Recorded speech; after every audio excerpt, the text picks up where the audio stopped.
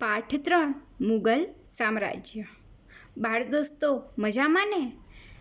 ખાસ એક અગત્યની વાત લઈને આજે આવી છું। તો સૌથી પહેલાં આ વિચાર આવે છે કે આ ચોરસ પ્રકારનું શું મૂકવામાં આવ્યું છે આપણી સમક્ષ। આ નવા પાઠ્યપુસ્તકમાં તમારા બધાની પાસે એક વસ્તુ વાત કરવા જઈ રહી છું કે બધાની પાસે સ્માર્ટફોન છે, જેની મદદથી તમે મને સાંભળી રહ્યા છો। તો આ QR કોડ છે। એ QR કોડની એક એપ્લિકેશન આવે છે। એપ્લિકેશન તમે ડાઉનલોડ કરો એની પહેલાં તમારે દીક્ષા નામની એપ્લિકેશન ડાઉનલોડ કરવાની રહેશે। એપ્લિકેશનનો સિમ્બોલ કેવો છે? આવો। આ દીક્ષા નામની એપ્લિકેશન ડાઉનલોડ કર્યા પછી આ પેજ પર આપેલી વિગત પ્રમાણે તમે એને ઇન્સ્ટોલ કરો અને પછી જ્યારે QR કોડને અહીંયા કેમેરાની મદદથી તમે મૂકશો એટલે તમને ટોટલી મુગલ સામ્રાજ્યનું આપણે ગુજરાત સરકાર શ્રી દ્વારા જે પાઠને વ્યવસ્થિત રીતે તમારા સુધી પહોંચાડવા માટેનો એક પ્રયત્ન કરવામાં આવ્યો છે એને તમારે અને મારે મળીને સફળ બનાવવાનો છે। પાઠ 3 મુગલ સામ્રાજ્ય। તમે તાજમહેલ જોયો છે, દિલ્હીનો લાલ કિલ્લો, ફતેહપુર સિકરીનો બુલંદ દરવાજો, આ બધા સ્થાપત્યો મુગલ શાસકોએ બંધાવ્યા હતા। મુગલ શાસનની સ્થાપના પહેલાં સલ્તનત યુગનું શાસન હતું, જેનો અભ્યાસ આપણે આગળ કરી ચૂક્યા છીએ। ઉપરાંત કેટલાક રાજપૂત રાજ્યો પણ હતા। મુગલ સલ્તનતની સ્થાપના કઈ રીતે થઈ? ચલો જાણીએ। ભારતમાં મુગલ સામ્રાજ્યની સ્થાપના ઈસવીસન 1526માં બાબરે કરી હતી। મુગલ સામ્રાજ્યની સ્થાપના કોને કરી? તેનું મૂળ નામ ઝહીરુદ્દીન મુહમ્મદ બાબર હતું।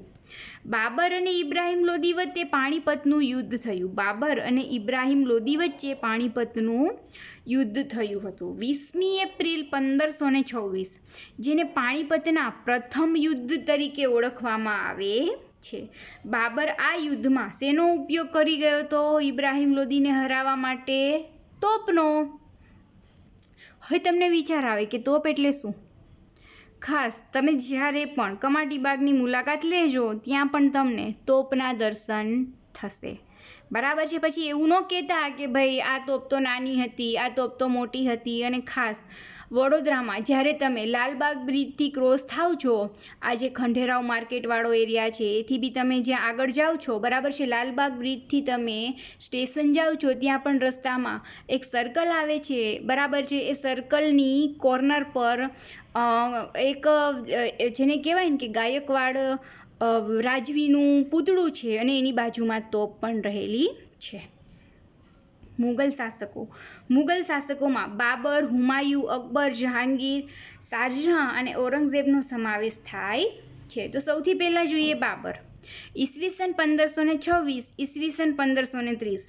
બાબર કુશાગ્ર બુદ્ધિવાળો અને શક્તિશાળી યોદ્ધા હતો। તે ફારસી અને અરબી ભાષાનો જાણકાર, પ્રકૃતિ પ્રેમી અને લેખક પણ હતો। તેણે તેની આત્મકથા તુઝુલક-એ-બાબરી બાબરનામા લખી હતી, જે વિશ્વ સાહિત્યમાં પ્રસિદ્ધ કૃતિ છે। ખાસ કઈ એની આત્મકથા? તુઝુલ-એ-બાબરી, બરાબર છે? ખાસ યાદ રાખવા જેવું છે। હુમાયું ઈસવીસન 1530 થી ઈસવીસન 1540, ઈસવીસન 1555 થી ઈસવીસન 1556। હુમાયું ઈસવીસન 1530માં દિલ્હીની ગાદી ઉપર આવ્યો। હુમાયુંનો અર્થ નસીબદાર થાય છે, પરંતુ તેણે જીવનમાં અનેક મુશ્કેલીઓનો સામનો કરવો પડ્યો હતો। તેણે ગુજરાતના સુલતાન બહાદુર શાહ અને બિહારના શક્તિશાળી શાસક શેરશાહ સાથે પણ યુદ્ધ થયા। કઈ સાલમાં? 1540માં। કનોજના યુદ્ધમાં શેરશાહે હુમાયુંને હરાવી તેને ભારતની બહાર પણ હાંકી કાઢ્યો હતો। હુમાયું બાદશાહમાંથી બેરોજગાર થઈ ગયો અને ઈરાન પણ ચાલ્યો ગયો, પરંતુ થોડા વર્ષો બાદ ફરીથી ભારત ચડી આવ્યો। ઈરાનના શહેનશાહની મદદથી તેણે ઈસવીસન 1545માં તેણે કાબુલ અને કંદહાર પણ જીતી લીધા, તેમજ ઈસવીસન 1555માં ભારત પર પુનઃ એટલે કે ફરી પોતાની સત્તા સ્થાપી। ફરી એને પોતાની સત્તા ક્યારે સ્થાપી? ઈસવીસન 1555માં. હુમાયુ તેના પિતાની જેમ જ વાંચન લેખનનો શોખીન હતો. તેણે દિલ્હી પાસે દીનપનાહ નગર વસાવ્યું હતું. સાંજના પ્રાર્થનાનો સમય થતાં વાંચનાલયમાંથી ઝડપથી પગથિયાં ઉતરતા પડી જવાથી તેનું અવસાન થયું. ખાસ હુમાયુનું મૃત્યુ કઈ રીતે થાય છે? બરાબર છે. અને તેને વાંચન લેખનનો પણ શોખીન હતો. હવે આવે છે શેરશાહ સૂરી, જેનો સમય છે ઈસવીસન 1540 થી ઈસવીસન 1545. શેરશાહ અફઘાન વંશનો મુસ્લિમ હતો. તેનું મૂળ નામ ફરીદ ખાં હતું. હુમાયુને હરાવી ભારત પર પોતાની સત્તા સ્થાપી હતી. તે સુધારક અને ન્યાયપ્રિય શાસક હતો. ડાકુ લૂંટારાઓને અંકુશમાં લઈ તેણે રાજ્યમાં શાંતિની સ્થાપના કરી. નવી ટપાલ વ્યવસ્થા ઊભી કરી. તેણે વેપારીઓ અને યાત્રાળુઓ માટે ધર્મશાળાઓ બંધાવી હતી. રૂપિયાનું ચલણ શરૂ કરાવ્યું હતું. વિશાળ સેના નિર્મિત કરી હતી. તેણે એક મહાન રાજમાર્ગ ગ્રાન્ડ ટ્રંક રોડનું નિર્માણ કરાવ્યું હતું, વિશેષ, જે બંગાળ અને ઉત્તર ભારત સુધી વિસ્તરેલ છે. આ કંઈક એનું અલગ વિશિષ્ટ કાર્ય આપણને નજરમાં આવે છે. કોનું? શેરશાહ સૂરીનું. શેરશાહ ઈસવીસન 1545માં તોપનું નિરીક્ષણ કરતા હતા ત્યારે અકસ્માત થવાથી મૃત્યુ પામ્યા. તેમના મૃત્યુ પછી તેમના જેવો કોઈ શક્તિશાળી શાસક ગાદી પર આવ્યો જ નહીં. પરિણામ શું થાય છે? ઈસવીસન 1555માં હુમાયુએ દિલ્હી અને આગ્રા પર આક્રમણ કરી અફઘાનોને હરાવી પુનઃ મુગલ સામ્રાજ્યની સ્થાપના કરી. પુનઃ એટલે ફરીથી. આગ્રા, જ્યાં તાજમહેલ છે એ સ્થળ. હવે આવે છે અકબર. ઈસવીસન 1556 થી ઈસવીસન 1605. અકબર રાજા તરીકે ભારતના ઇતિહાસમાં ગણનાપાત્ર સ્થાન ધરાવે છે. તેનો જન્મ ઈસવીસન 1542માં અમરકોટના હિન્દુ રાજપૂતના ઘેર થયો હતો. હુમાયુના અવસાન બાદ માત્ર 14 વર્ષની વયે તે દિલ્હીનો બાદશાહ બન્યો હતો. હુમાયુના અવસાન બાદ અકબર અને હેમુ વચ્ચે ઈસવીસન 1556માં પાણીપતનું બીજું યુદ્ધ થયું, જેમાં અકબરનો વિજય થયો. ખાસ, પાણીપતનું બીજું યુદ્ધ કોની વચ્ચે લડાયું હતું અને કોનો વિજય થયો હતો? તો ખાસ યાદ રાખવાનું છે કે પાણીપતનું બીજું યુદ્ધ ઈસવીસન 1556માં હેમુ અને અકબર વચ્ચે લડાયું હતું, કે જેમાં અકબરનો વિજય થયો અને હેમુની હાર થાય છે.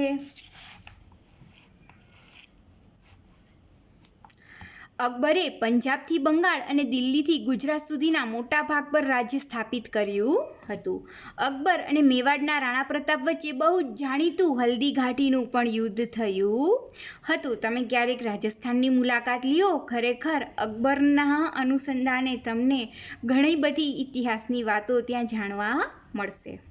અકબર કાબુલ, કાશ્મીર, બલુચિસ્તાનથી દક્ષિણમાં અહેમદનગર સુધી પોતાની વિજય યાત્રા કરી. વિશાળ સામ્રાજ્યનું સર્જન કર્યું.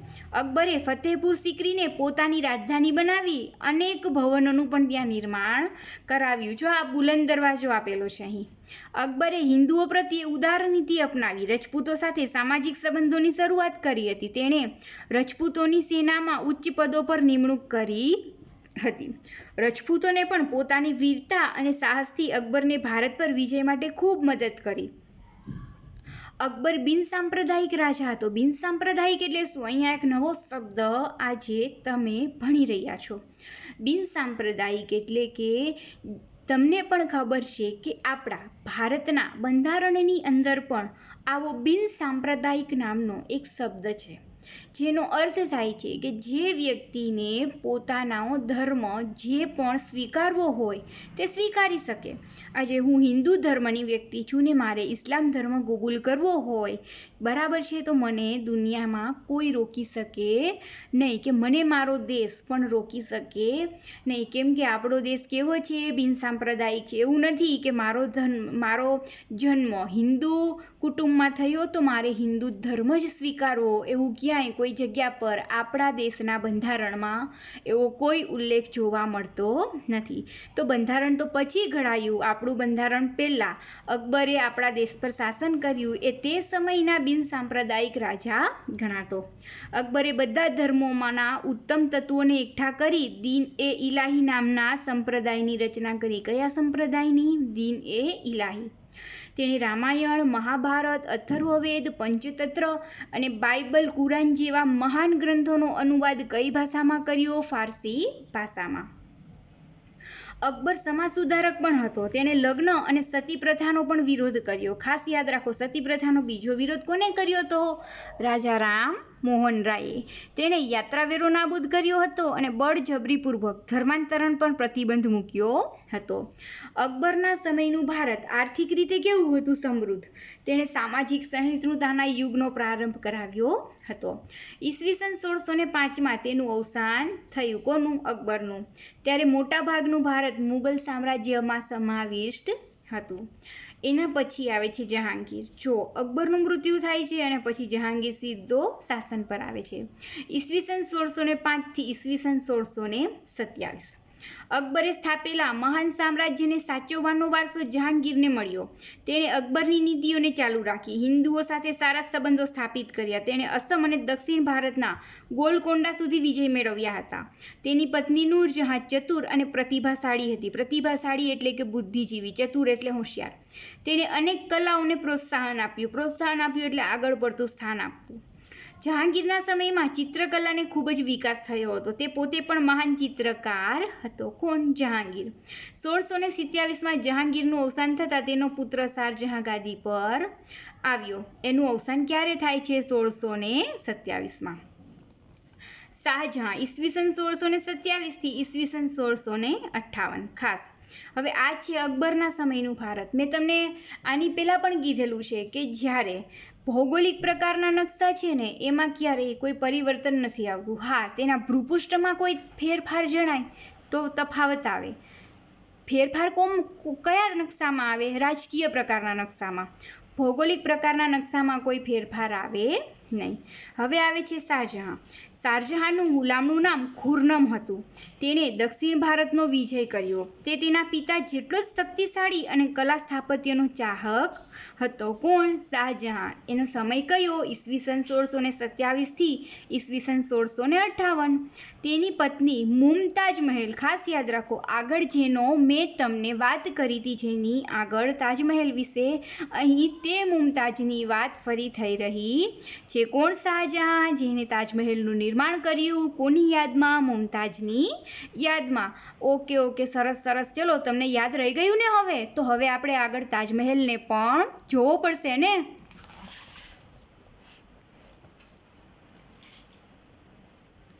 અવસાન પછી તેની યાદમાં વિશ્વ પ્રસિદ્ધ તાજમહેલનું નિર્માણ કર્યું હતું. તાજમહેલ દુનિયાની અજાયબી ગણાય છે. તાજમહેલ શું ગણાય છે? દુનિયાની અજાયબી. ઔરંગઝેબ ઈસવીસન 1658 થી ઈસવીસન 1707. શાહજહાંની નાદુરસ્ત તબિયતનો લાભ લઈ તેના પુત્રો વચ્ચે સામ્રાજ્ય પર આધિપત્ય જમાવવા ભયંકર આંતરવિગ્રહ શરૂ થયો. આંતરવિગ્રહ, જ્યારે આ પ્રકારની વૃત્તિ આવે એટલે સમજવાનું કે આપણા રાજ્યનું અર્થતંત્રથી લઈને સમાજ જીવનથી લઈને આપણું રાજ્ય પૂરેપૂરું વિખાઈ જવાની સંભાવના શરૂ થઈ જાય છે. શાહજહાંના મોટા પુત્ર દારાશિકોહ અને ઔરંગઝેબ વચ્ચેનો મુખ્ય સંઘર્ષ થયો. ઔરંગઝેબે પોતાના ત્રણેય ભાઈઓને એક પછી એક હરાવી તેમની હત્યા કરીને અને જેલમાં ધકેલી દઈને દારાની હત્યા અને મુરાદને જેલની સજા, ગાદી પચાવી પાડી અન્ય એક ભાઈ સુજાને હરાવી દેશનિકાલ કર્યો, એટલે કે દેશમાંથી ભગાડી દેવો. ઔરંગઝેબે લગભગ 50 વર્ષ સુધી રાજ્ય કર્યું. કેટલા વર્ષ? 50 વર્ષ. તેના રાજ્યમાં ઉત્તરે કાશ્મીરથી લઈ દક્ષિણે ઝિંજી અને પૂર્વના ચટ્ટગાંવથી લઈ પશ્ચિમના હિન્દુકુશ પર્વતમાળાના વિસ્તારોમાં સમાવિષ્ટ હતા. ઔરંગઝેબ સુન્ની મુસ્લિમ હતો. કયો મુસ્લિમ હતો? સુન્ની. અને અત્યંત સાદું જીવન જીવતો હતો. તેણે અકબરની ધાર્મિક નીતિનો ત્યાગ કરી ધાર્મિક સહિષ્ણુતા પણ દાખવી હતી. તે સંગીત કલાનો, મૂર્તિ પૂજાનો અને ધાર્મિક ઉત્સવોનો કેવો હતો? વિરોધી હતો. તેના સમયમાં ઘણા બધા વિદ્રોહો થયા. વિદ્રોહ એટલે કે જેને આપણે અત્યારના સમયમાં આંદોલન કહીએ છીએ. તે એક શક્તિશાળી બાદશાહ હતો જેને લાંબા સમય સુધી ભારતના મોટા ભાગ પર શાસન કર્યું. ઈસવીસન 1707માં તેનું મૃત્યુ થયું. તેનું મૃત્યુ બાદ નિર્મળ શાસકો ગાદી પર આવતા મુગલ સામ્રાજ્યના પતનનો આરંભ થયો. પતન એટલે કે સામ્રાજ્યનું નાશ થવું. રાણા સંગ્રામસિંહ બાબરના સમકાલીન મેવાડના રાણા સંગ્રામસિંહ રણાસાંગા તરીકે પણ પ્રખ્યાત છે. તેઓ વીર અને કેવા હતા? સાહસિક. અનેક યુદ્ધોમાં વિજયી બન્યા હતા. જો કે બાબર સામેના ખાનવાના યુદ્ધમાં તો તેની હાર જ થઈ અને તેનું સામ્રાજ્ય પણ નહિવત થઈ ગયું હતું. હવે આપણે આગળ ફરી પણ એક વીર યોદ્ધા વિશે ભણવાનું જેનું નામ છે મહારાણા પ્રતાપ. તમે રાજસ્થાન જાઓ તો મહારાણા પ્રતાપ વિશે તમને ખૂબ એટલે ખૂબ જાણકારી મળે. મહારાણા પ્રતાપ વિશે ઇતિહાસમાં ઘણું બધું લખાઈ ગયું છે. આપણે તો ફક્ત નાનો એવો એક પેરેગ્રાફ જ ભણવામાં આવે છે. મુગલ સામ્રાજ્યમાં અકબરની સામે મેદાને પડનાર મહારાણા પ્રતાપ મેવાડના પ્રતાપી રાજવી હતા. અકબરે મેવાડ પર આક્રમણ કરતા બંને વચ્ચે કયા યુદ્ધ થયું હતું? હલ્દી ઘાટીનું યુદ્ધ. ખાસ હલ્દી ઘાટી એક સ્થળનું નામ છે. અકબર વિજયી થયા, પરંતુ રાણા પ્રતાપે ઉદયપુરની આસપાસના વિસ્તારોમાં પોતાની સત્તા સ્થાપી સંઘર્ષ કેવું રાખ્યું? યુદ્ધને ચાલુ જ રાખ્યું. બંને વચ્ચે સમજૂતીના અનેક પ્રયત્નો થયા, પરંતુ રાણા ચિત્તોડ છોડવા તૈયાર ન હતા. તેમણે છાપમારી યુદ્ધ ચાલુ રાખ્યું હતું છુપી રીતે. ઈસવીસન 1576માં હલ્દી ઘાટીના પરાજય બાદ રાણા પ્રતાપ ગોલકુંડામાં રાજધાની લઈ ગયા અને જીવનના અંત સુધી યુદ્ધ કરતા રહ્યા. બાદમાં ડુંગરપુરના ચાવંડમાં પોતાની રાજધાની સ્થાપી 51 વર્ષની વયે તેમનું અવસાન થયું. રાણા પ્રતાપનું મૃત્યુ કેટલા વર્ષની વયે થયું કે નિધન? જેને તમે નિધન ગણો કે મૃત્યુ ગણો. એ પછી આપણે વાત કરવાની છે વીર દુર્ગાદાસ રાઠોડ. દુર્ગાદાસ રાઠોડ મારવાડના શાસક જસવંતસિંહના મંત્રી અશરફ રાઠોડના પુત્ર હતા. ખાસ એ વીર દુર્ગાદાસ બરાબર છે એ કોણ હતા અને કોના પુત્ર હતા? તેમની તુલના રાણા પ્રતાપ સાથે કરવામાં આવે છે. ઔરંગઝેબના સમયમાં તેનું આધિપત્ય પણ સ્વીકાર્યું ન હતું. હવે આપણે મેઇન વ્યક્તિ છત્રપતિ શિવાજી. અરે વાહ, કેટલા સરસ સરસ યોદ્ધાઓની કેટલી સરસ સરસ ઇતિહાસમાં વાતો લખાયેલી છે. ખરેખર ઇતિહાસ ભણવાની, વાંચવાની અને જાણવાની તો મજા જ કંઈક ઓર છે. ભારતના મહાનતમ રાજાઓમાં સ્થાન પામનાર છત્રપતિ શિવાજી મરાઠા સામ્રાજ્યના સ્થાપક હતા. ઈસવીસન 1627માં તેમનો જન્મ શિવનેરીના મહારાષ્ટ્રમાં થયો હતો. માતા જીજાબાઈ અને પિતા શાહજીના સંતાન શિવાજીનું જીવન પર જ તેમના સમર્થ ગુરુ સમર્થ કોણ હતા? રામદાસ અને દાદા કોંડલદેવનો તેમના જીવન પર બહુ વ્યાપક પ્રભાવ હતો. તેમને નાની જાગીરમાંથી મહાન મરાઠા રાજ્યનો વિસ્તાર કરવા 40થી પણ વધારે કિલ્લા જીત્યા હતા. મુગલ બાદશાહ ઔરંગઝેબ અને બીજાપુર સાથે તેમણે લાંબો સમય સુધી સંઘર્ષ કરી અને વિજય પ્રાપ્ત કર્યો હતો. ઈસવીસન 1665માં મુગલ સમ્રાટ સાથે તેની હાર થતાં તેમની સાથે સંધિ કરી હતી. ઔરંગઝેબે તેમને જેલમાં પણ પૂર્યા, પરંતુ ચાલાકીથી છટકી જઈ ફરી વખત તેમણે મોરચો માંડી અને વિજય કર્યો. ઈસવીસન 1676માં રાયગઢમાં તેમનો રાજ્યાભિષેક થયો અને તે હિન્દુ સમ્રાટ તરીકે ખ્યાતિ પામ્યા. ખાસ મારા શિવાજી વિશે ઘણા બધા પુસ્તકો અને ઘણી બધા લખાણો જોવા મળે છે, પરંતુ અફસોસની વસ્તુ એ છે કે જેટલા પણ પુસ્તકો છે વધારે પ્રમાણમાં મરાઠી ભાષામાં છે અને ગુજરાતી ભાષામાં તેનું ભાષાંતર થયેલું છે. આપણી પાસે ગુજરાતી ભાષામાં ભાષાંતર થયેલા પુસ્તકો ખૂબ ઓછા છે અને મરાઠી ભાષામાં પુસ્તકો ખૂબ વધારે છે. એટલે વધારે માહિતી આપણે મરાઠી ભાષામાં જ મળે છે, બરાબર છે, જેની ભાષા તમે અને હું બહુ ઓછી જાણીએ છીએ. પરંતુ અફસોસ નથી, ગુજરાતી ભાષામાં આપણને પણ તેની પર્યાપ્ત માહિતી આપણે મેળવી ચૂક્યા છીએ. તેઓ મહાન વિજેતા હોવા ઉપરાંત કુશળ વહીવટ કરતા અને સંગઠન કરતા હતા. તેમના મંત્રીમંડળને અષ્ટપ્રધાન મંડળ કહેવાતું. શું કહેવાતું? અષ્ટપ્રધાન મંડળ. ઈસવીસન 1680માં તેમનું અવસાન થયું. કોનું? શિવાજી મહારાજનું. ખાસ યાદ રહે. હવે આવે છે મુગલ સામ્રાજ્ય અને રાજ્ય વ્યવસ્થા. મુગલ સામ્રાજ્ય અને તેની રાજ્ય વ્યવસ્થા. તો રાજ્ય વ્યવસ્થા કેવી હતી અને રાજ્ય વ્યવસ્થા ખરેખર કેવી હોવી જોઈએ? તમે શું માનો છો રાજ્ય વ્યવસ્થા વિશે? મુગલ વહીવટતંત્રની વ્યવસ્થિત સ્થાપના અકબર દ્વારા થઈ હતી. શાસનના કેન્દ્રમાં બાદશાહ રહેતા અને તેનો સલાહ આપવા એક મંત્રી પરિષદ હતી. બાદશાહ વચ્ચે સર્વોચ્ચ સેનાપતિ અને ન્યાયાધીશ હતા. બાદશાહ અને વહીવટતંત્ર વચ્ચે કેવું તાલમેલ રાખવા વજીરની નિમણૂક થતી.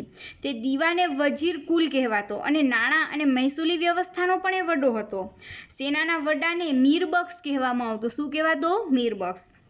જે સેનાની ભરતી કરતો અને સેનાના અધિકારીઓની નિમણૂક પણ કરતો. કોણ? મીરબક્ષ. તે ગુપ્તચર તંત્રની દેખરેખ પણ રાખતો. મુગલ વહીવટ તંત્રના ગુપ્તચરો વાક્યાનિવીસ તરીકે ઓળખાતા હતા. સમ્રાટની અંગત જરૂરિયાતોનું ધ્યાન રાખવા મીર એ સામાન નામનો વિભાગ હતો, જે સરકારી કારખાનાઓનો વડો હતો. ન્યાય વ્યવસ્થાનો વડો કાઝી હતો. મહેસૂલી વ્યવસ્થા. ખાસ અકબરે ભારતમાં એક નવી જ મહેસૂલી વ્યવસ્થાનો પ્રારંભ કર્યો, જેને મનસબદારી વ્યવસ્થા તરીકે ઓળખવામાં આવે છે. ખાસ યાદ રાખો. આવી મહેસૂલનો દર વાર્ષિક ઉપજ 1/3 ભાગ જેટલો હતો. અકબરની મહેસૂલી વ્યવસ્થાનો સ્થાપક ટોડરમલ હતો. કોણ હતો? ટોડરમલ. મનસબદારી પદ્ધતિ સેના અને મહેસૂલ એમ બંને સાથે સંકળાયેલી હતી. મનસબ એટલે કે જાગીર અને મનસબદાર એટલે જાગીરનો વડો અધિકારી ગણાતો, જે જાગીરમાંથી મહેસૂલ ઉઘરાવતો અને તે વિસ્તારનો કાયદો અને વ્યવસ્થા જાળવતો. ખાસ માટે તેને જાગીર પ્રમાણે લશ્કર આપવામાં આવતું. તે તેના વિસ્તારનો વડો ન્યાયાધીશ પણ ગણાતો. જો કેટલા હોદ્દા નિમેલા છે. તેની નિયત સમયે બદલી કરવામાં આવતી, અત્યારે પણ કરવામાં આવે છે.